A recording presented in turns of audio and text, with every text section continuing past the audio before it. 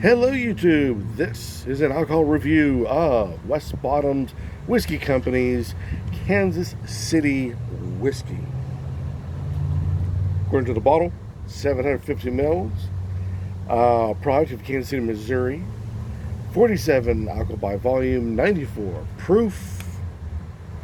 According to the back label, says here, a distillery located in the West Bottoms warehouse district of Kansas City, Missouri. The West Bottoms was originally a manufacturing and transportation hub for the early industrial city of Kansas. The spirit of the Industrial Revolution, West Bottoms Whiskey Company is constantly experimenting with new grains, distilling techniques, and blends to build an ever more perfect whiskey. This pre-Prohibition style Kansas City whiskey is a perfect blend of bourbon and rye whiskeys, with notes of Oloroso sherry, blended and bottled by West Bottoms Whiskey Company, blah blah blah, KCMO. So what caught my eye about this guy is that the West Bottoms is, well, I know very well of the West Bottoms. I've been there multiple times. And I did not know that there was a distillery down there. So I'm very intrigued by this. I know what it's called, North Kansas City. They have a distillery. I know north of that and westwards is another distillery. And if you keep cruising way far, where is that? Way far west of that, you come across McCormick's, now known as Holidays Distillery. Yeah, I would say there's quite a few distilleries around here in the heart of the empire, but not as many as I would appreciate. I wish there was more. I wish there were more breweries too. It's just, there can never be enough creativity when it comes to spirits and, well, brewing and everything else. Sadly, when it comes to, say, meads, there's very few meaderies in the area. But distillery, at least there's a handful. The tape goes around, oddly, has the signature of the blender. That's the blender. Yeah, distiller. This is batch number 6, bottle number 1127. And baller. Signature of the baller. I'm curious. There. Wood top, tape, fake bottom.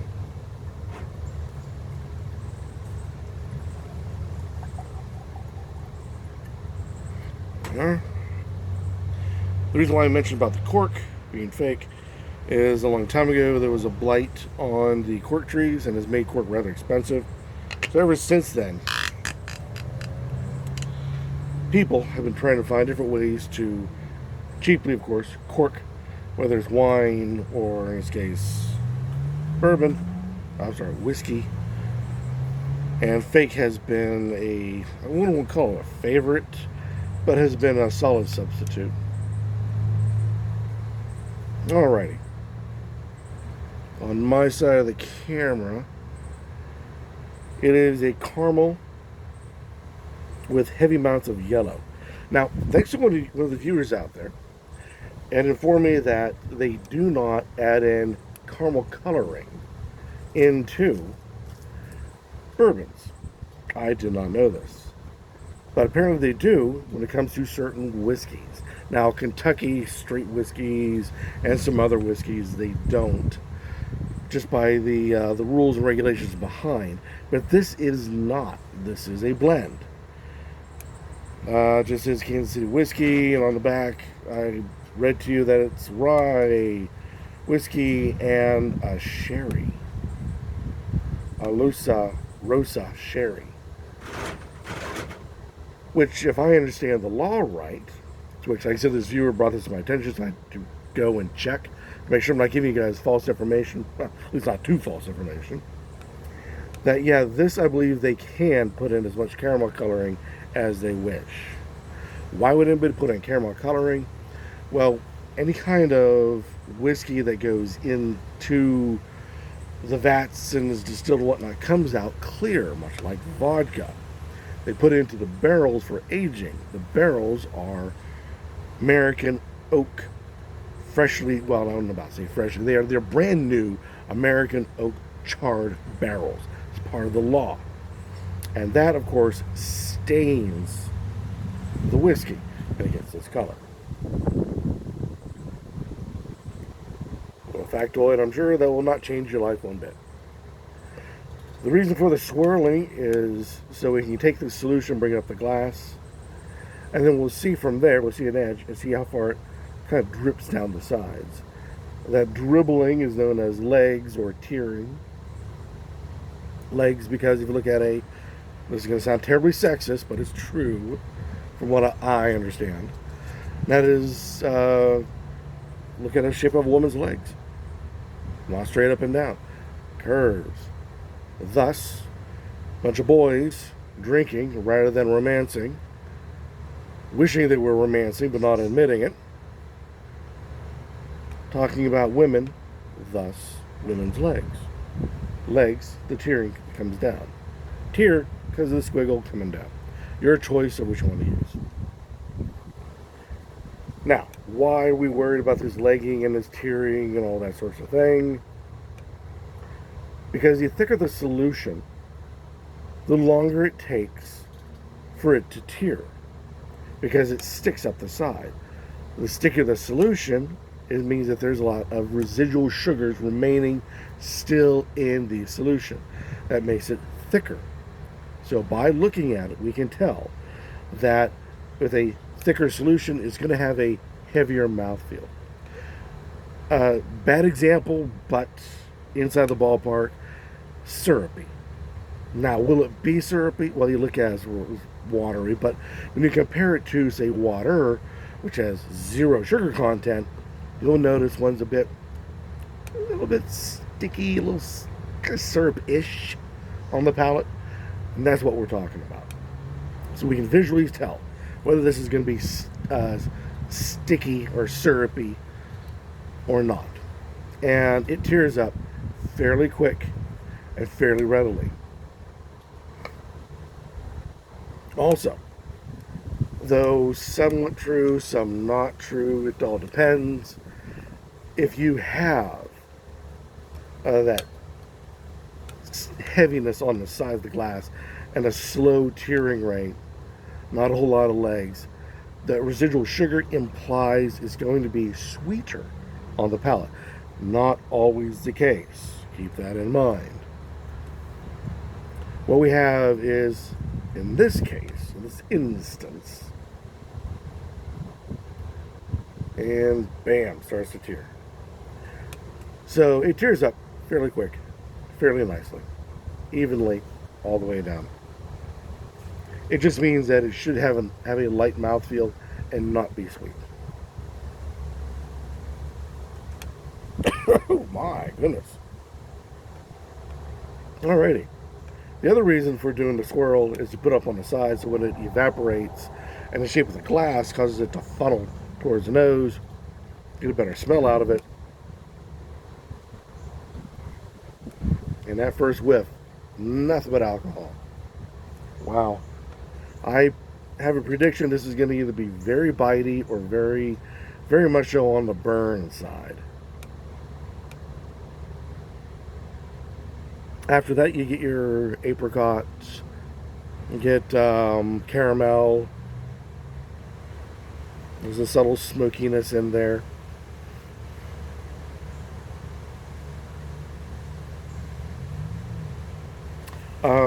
Fairly strong on all those notes. It's not hiding anything. There's a little bit of stone fruit. There's not a whole lot of lemon. There's no orange at all. Usually there's like an orange, and at least on my palate picks up is a bit of an orange. And that's not there.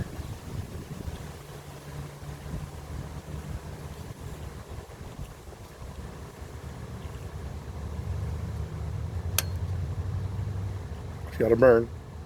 No bite. Excuse me. And can totally contradict everything that I just said. It's a little heavy on the palate. Visually, it looks like it's not going to be, but it actually is. There's a lot of apricot, a lot of stone fruit, apricot,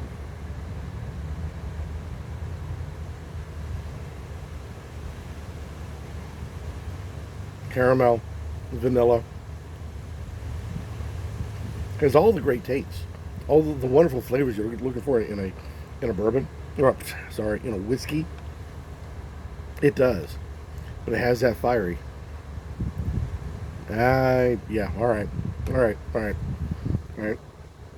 Painful recognition coming out. Fiery, peppery, burning. Yeah, there is some of the ethanol that's in there for this. After all, this is 94 proof, so it is a heavy hitter, but it has in it rye. That's what I'm getting. Blending in with that burn is a black pepper note. What has black pepper notes in it? Strong black pepper notes. For my particular palate, rye. It's got a lot of rye in it.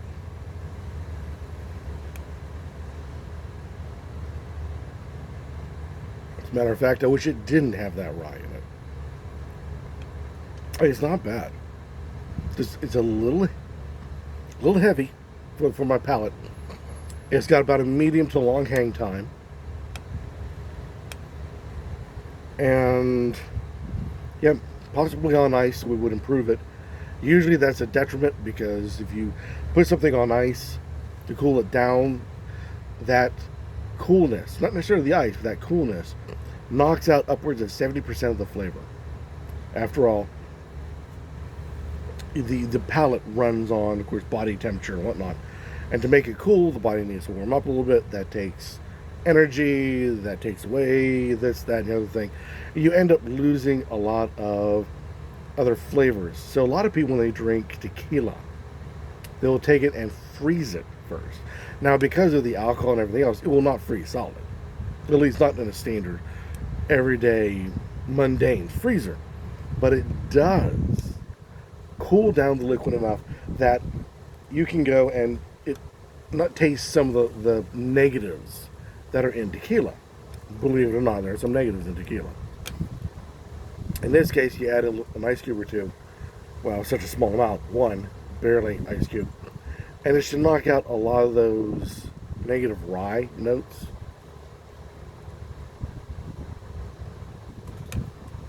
Take a lot of that burn. Well, that burn is almost, the alcohol burn is almost gone.